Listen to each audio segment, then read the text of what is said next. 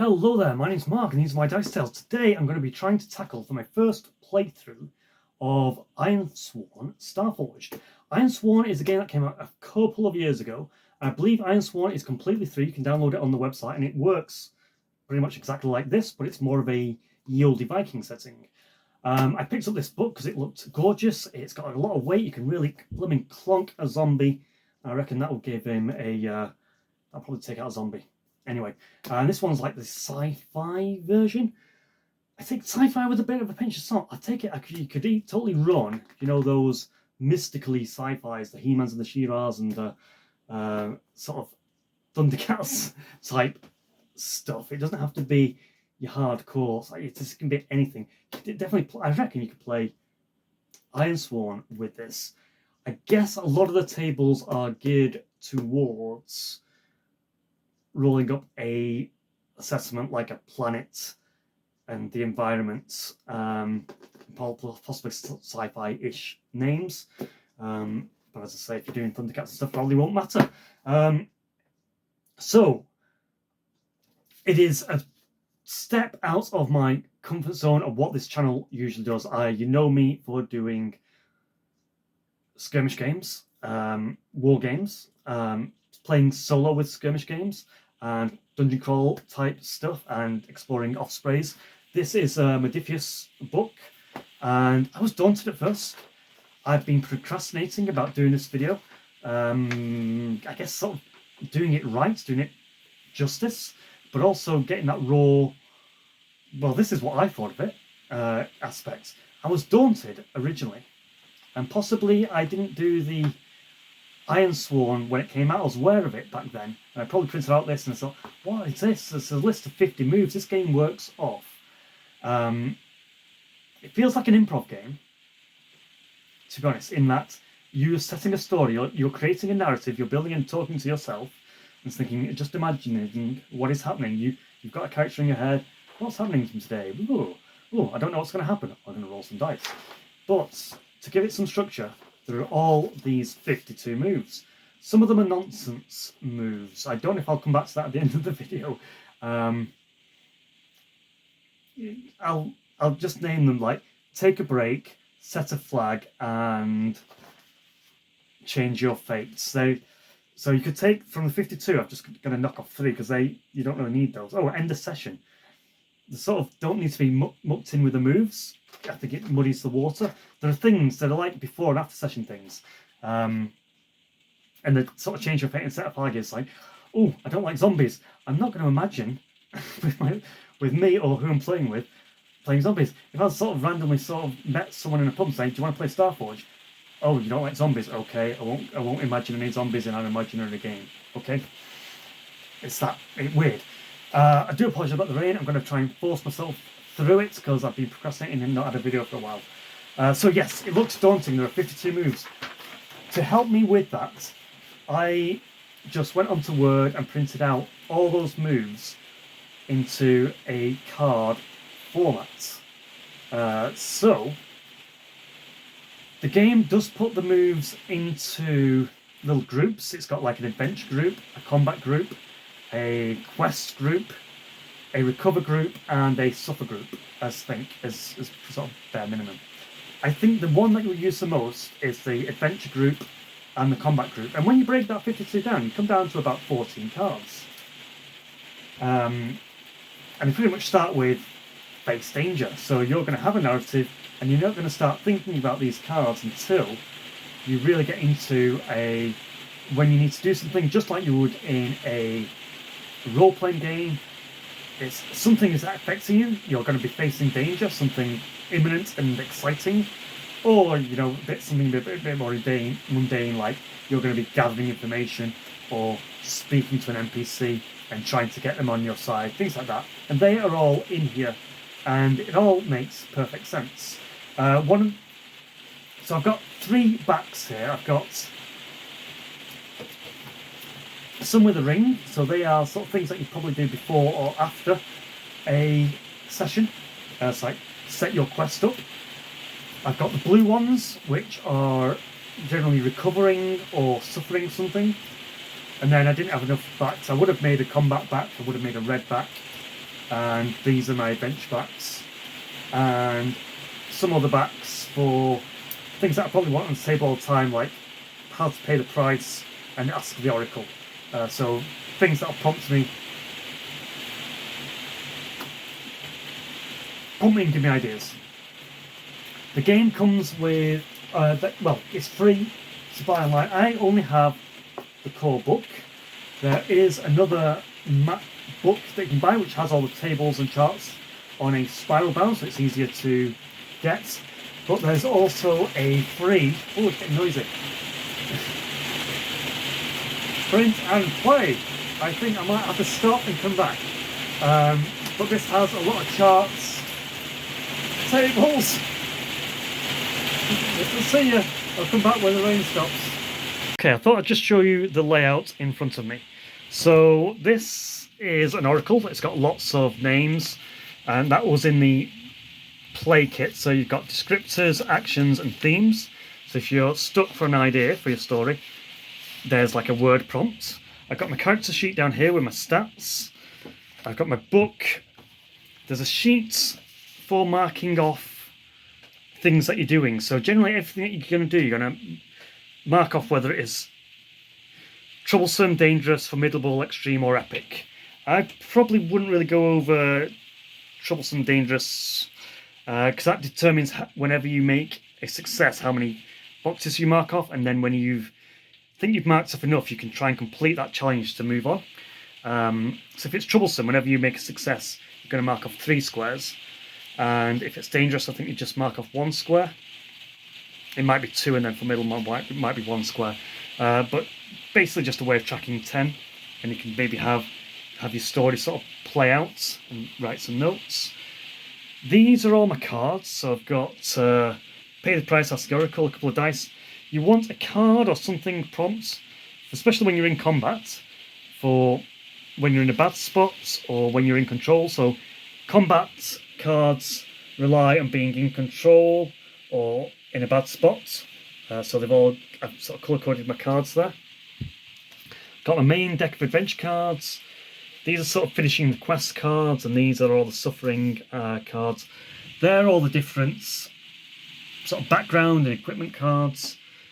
And there's a few other tables, and I've got my chips and other dice that I might need. So that is how I'm playing, just with stuff in front of me, and a notepad and a pencil. And I've pre-written some spaceship names, some character names, some planet names, so ready to go. I'll be looking down over here a lot because that's where all my cards are. Let's get to it. It's going to be very raw. There are things that I maybe don't understand, despite how many videos I've watched. There's a YouTuber called The Bad Spot, and he's got very good sort of playthroughs and how it works. There's another one who a lot of the YouTubers sort of play with their computer screen. I don't like that. I want to get away. I face the computer all day. I don't like that. I like the mass of paper everywhere and jumping down. There was one. I need to get his name. He did a good playthrough. He was a cleric of technology investigating like a trapped god on a planet or something like that. I need to get his name and put him out there, in the notes below. But I did an intro video. It went very 80s. I'm going to be using lots of 80s films as reference, I think, that are just going to pop into my head and say, that's going to be cool. I want to see what would happen if my character played in that situation. So I've given myself stats. I put myself in the scene. Go into the scene. Let's see how the game works. So yes, my intro was, I'm some sort of astronaut explorer. I don't think I'm connected to the whole Starforged galaxy world as such, and I'm going to be exploring it like that Buck Rogers, Flash Gordon. I feel like I want to be expelled into this new alien world. So I'm an astronaut. I'm doing this test flight. I don't know if I'm going through a wormhole or a Stargate, or I'm just pressing hyperdrive and going and blasted off. When my eyes go white, I roll through my head. And just before I pass out, I see these whole new constellations through the porthole. This strange ship that not of any of Earth's designs swallows my craft up. I'm in a small craft. I reckon I've got equipment, survival equipment around me, scientific gear. I think I'm sort of smart. I feel like I'm an astronaut. I feel I'm physically fit, but not like a fighter. So wits is going to be my highest stat, with heart and iron, because I need to have endurance to be an astronaut and suffer the strain, and heart because I'm committed to be exploring space. So my dexterity and my stealth are going to be my lowest stats. Shadow, edge, and shadow are going to be my lowest ones. Let's see how it plays. Right, one that I've watched other tubers not do is begin a session,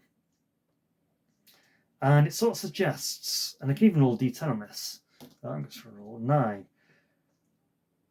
Unforeseen aid is on its way or close, so you can start the game and you take +1 momentum. So ordinarily you start with 2 momentum. Oh, other stats. You've got a health stat, you've got a spirit stat, you've got a supply stat, which is equipment, and you've got a momentum. And when you're rolling dice, I've explained the dice in this. I've done a few takes.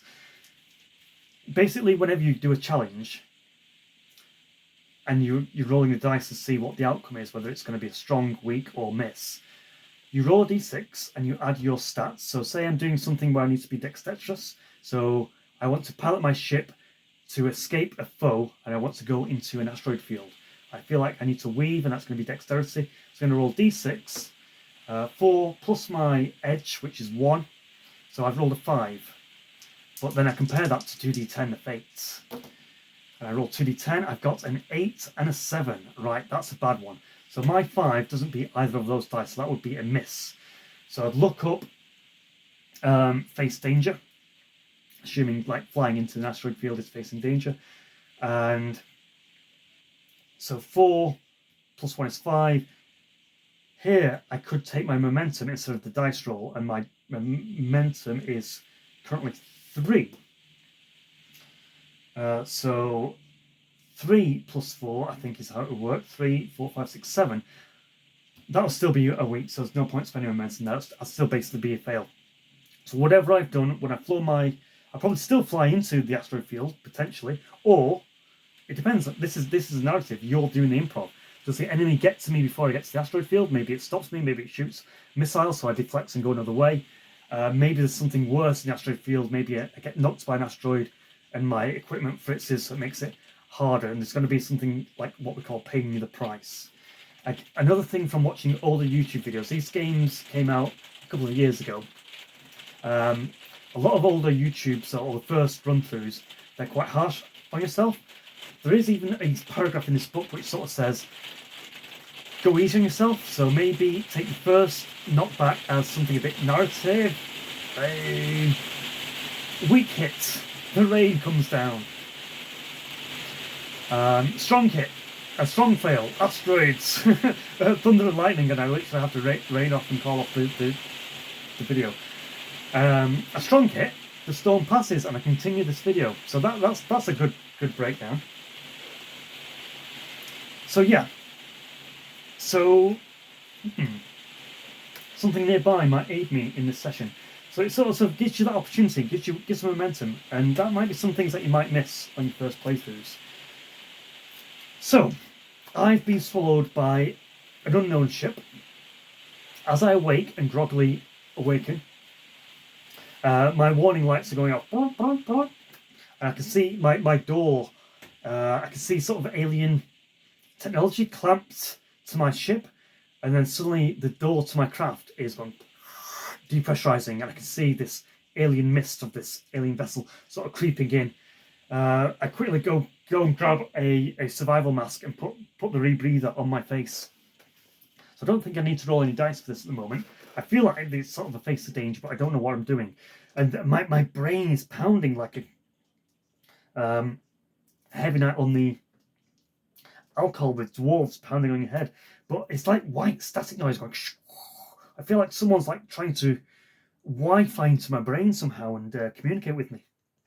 And I feel like that 80s thing, and you sometimes get in the movies where the ghosts communicate by changing the TV channels, and you get the words, need a navigator, needed, enemy, incoming, display, diagnose, no, that's not the word, Maybe it is. Designate species navigator. Okay, I'm in for a breather. I don't know what's going on. The door's opening and there's lights thrumming in a corridor, which is sort of organic and metal at the same time. I can see signs and they're sort of blurring like a migraine. I've got these. So I get my breather, I get my laser pistol. Let's have one of those. And I sort of push myself through my capsule and into this new alien starship. I can feel this navigator needed. States, species. So I'm going to face danger. I think I'm going to use my wits. So my face danger card. So something is risky or is an imminent threat. I think, and this is the tricky bit in the game. How do you assign your challenges and how do you sort of stack them? So I think my first challenge, and it's meant to be about having a quest and setting an iron bound, saying I'm committed to doing this. So I sort of feel like my opening play here is like, I sort of know a story, I want to connect to a strange alien craft and have that as my companion as I explore this new world.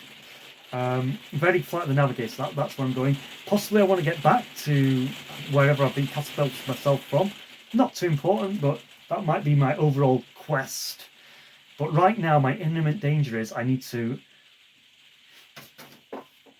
get to safety. I need to breathe. So I'm in an alien vessel which doesn't know what species I am, so it can't acclimatize to my oxygen needs. Right now I've got equipment, I can breathe, but face danger, anything could happen. So I'm going to use I'm observing where I am. I'm staggering out, I'm figuring out what's going on. Can I take off this mask?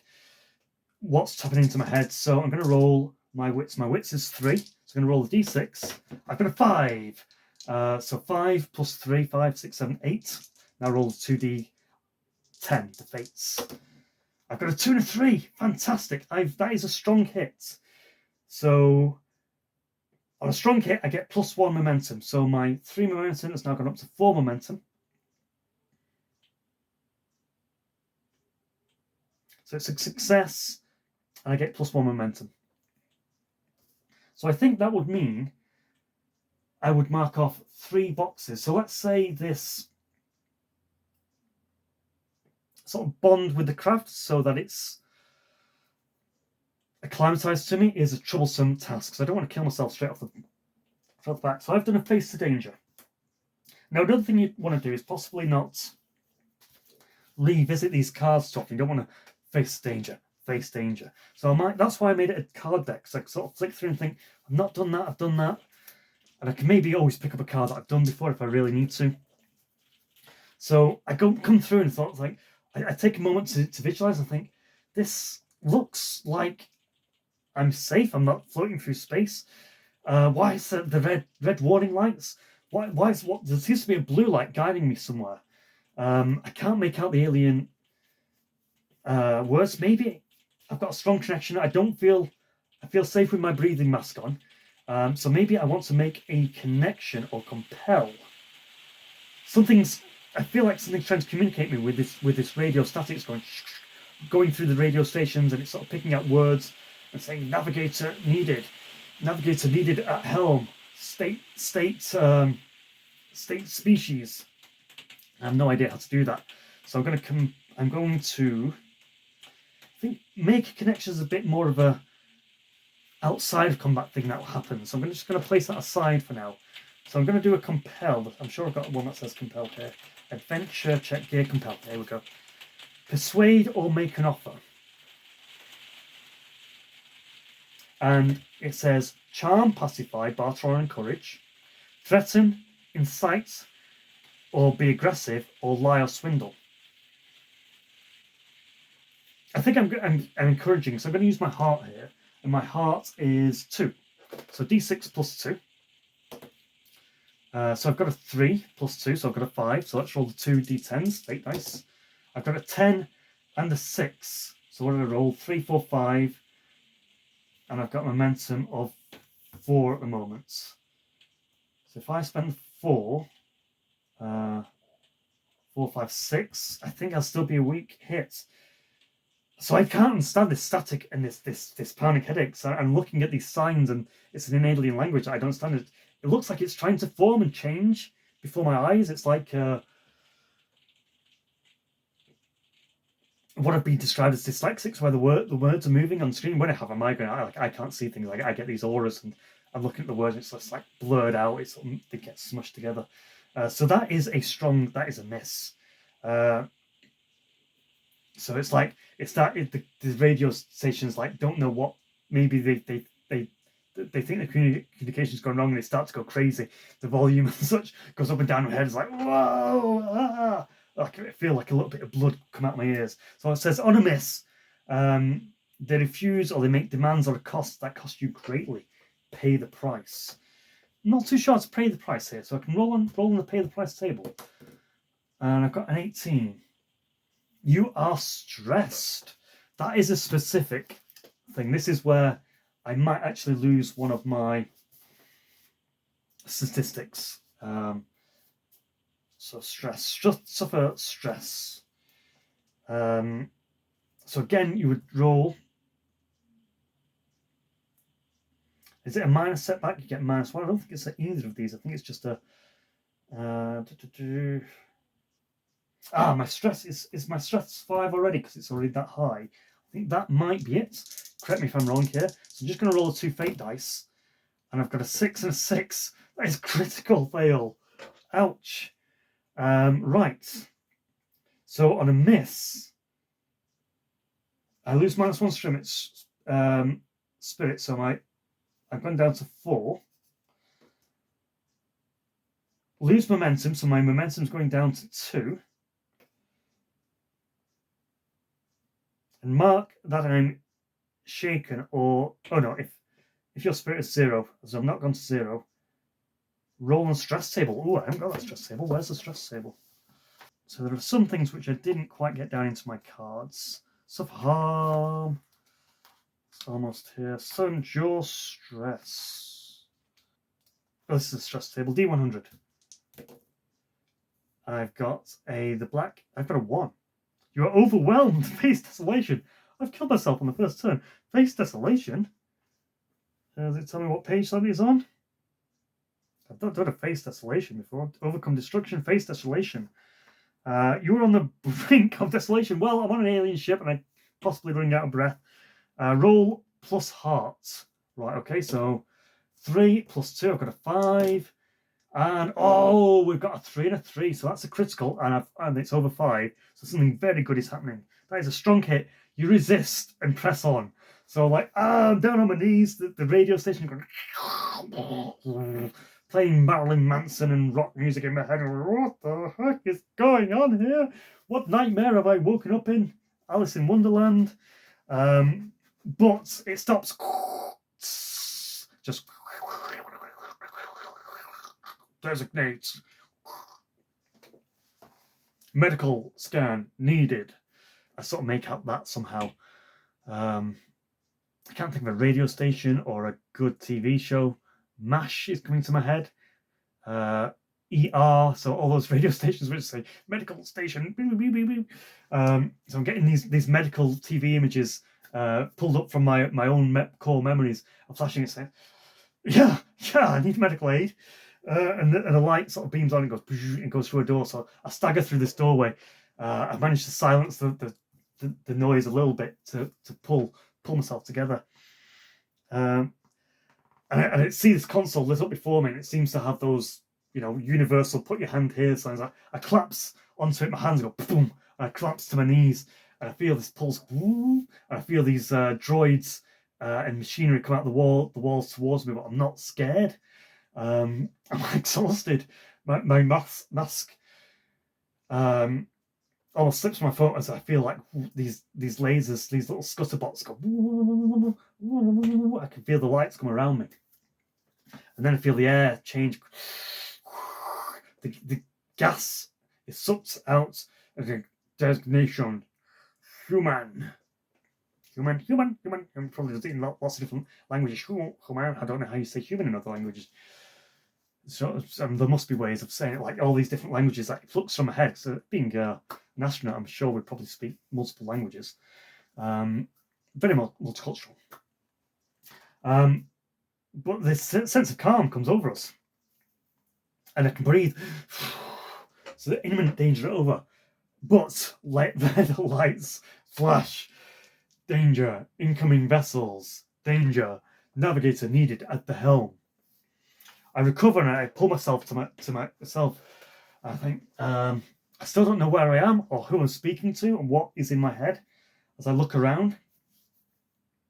Another door opens and I can feel myself guided, and I'm just going to follow this blue light. As I stagger through the ship, I sort of, the words that I see on the walls, it's like they're sort of becoming like human, but maybe not.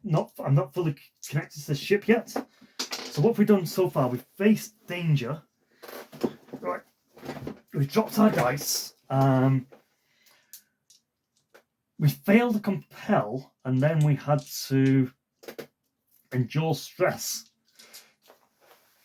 So, interesting. I would have liked to say, and this is, again, a tricky bit, what is my bonding with the ship? Is it exploring a waypoint, doing an expedition, a bit of an adventurous expedition? I'm on a weird alien ship, and do we call it an expedition? From the cards that I've got and all the moves. So that's the abstract bit I've not quite got with the game yet. Because I think make a connection, because that doesn't really have this fulfilling a challenge thing. This is a make a vow. Is it?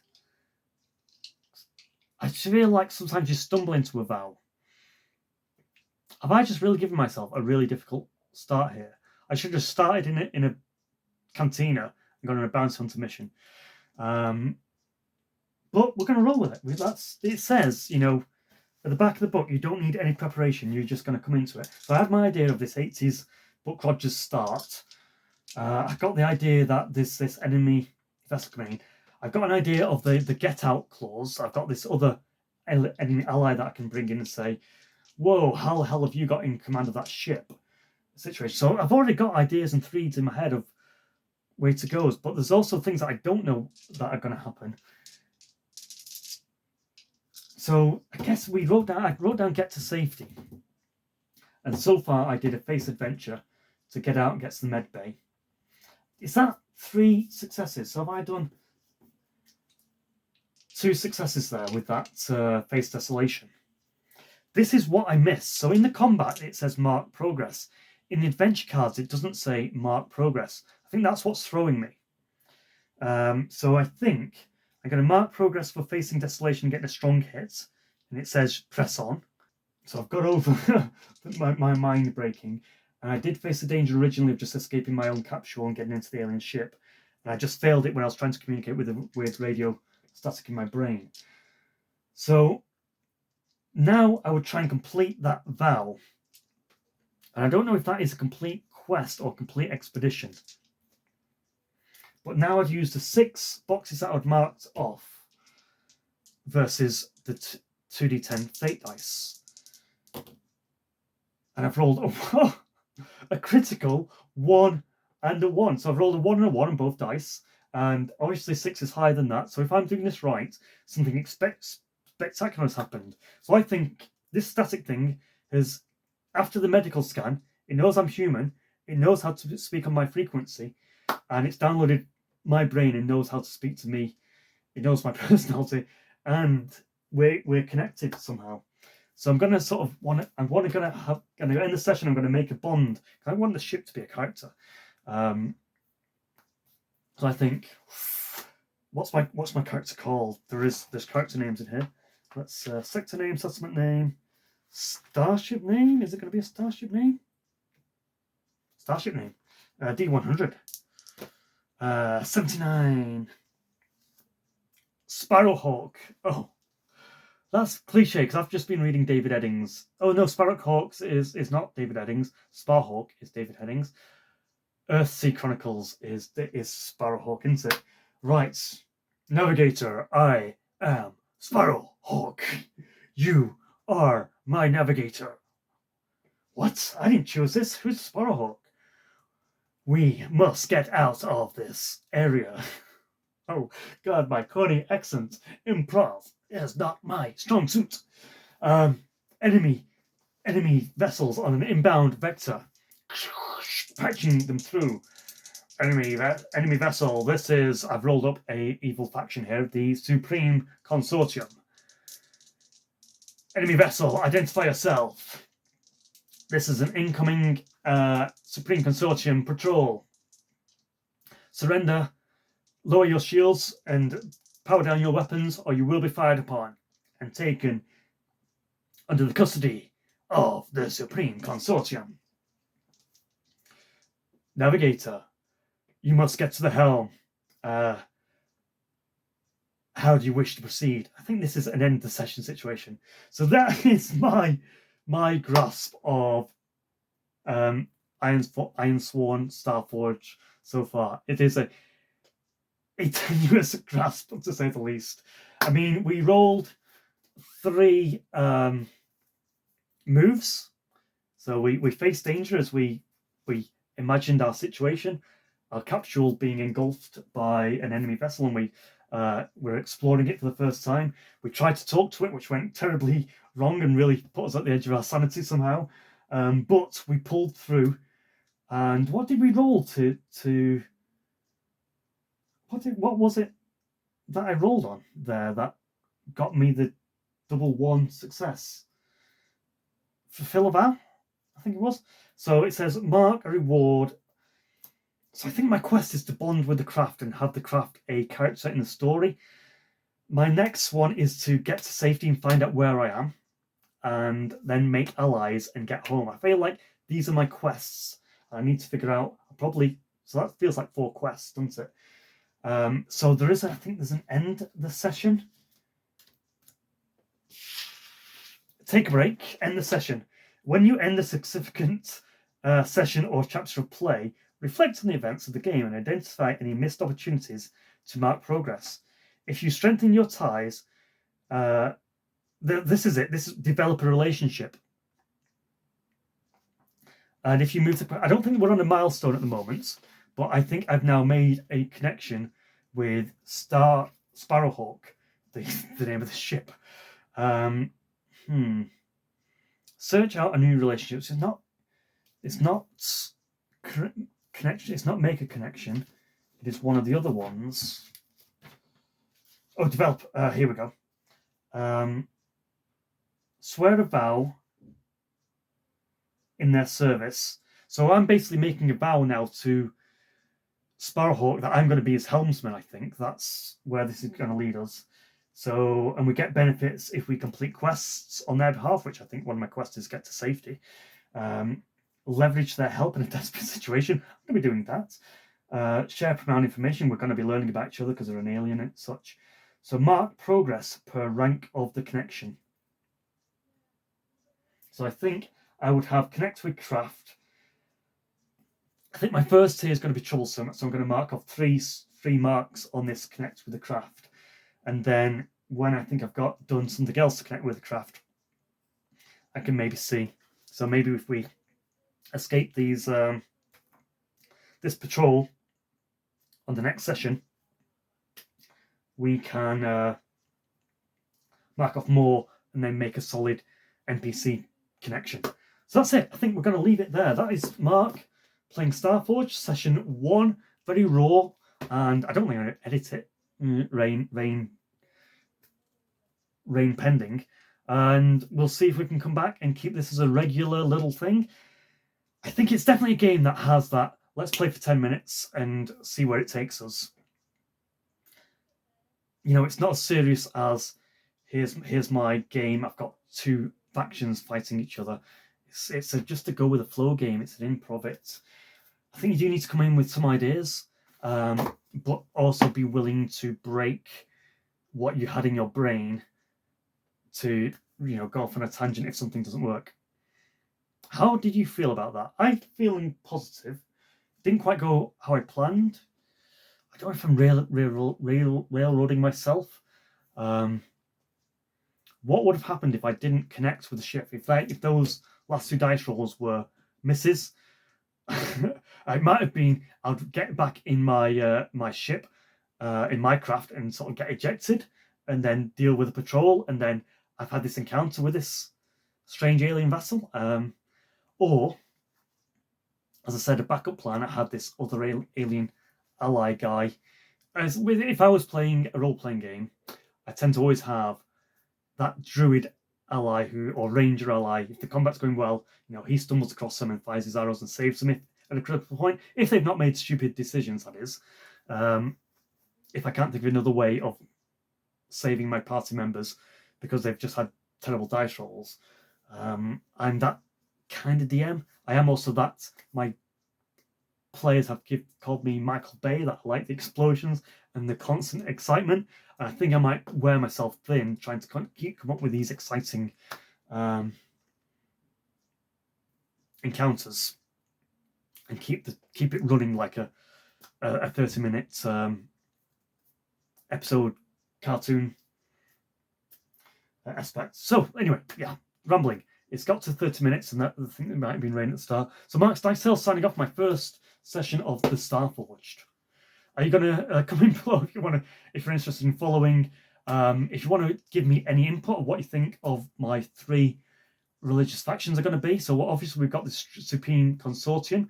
I think they are very against these alien vessels, which seem to need to not parasite, what do you call it? Combine with another human to be another race. Why is that? And can I get home? Yeah, leave it. Mark's Dice Tales signing off. Goodbye. Starforged. Goodbye.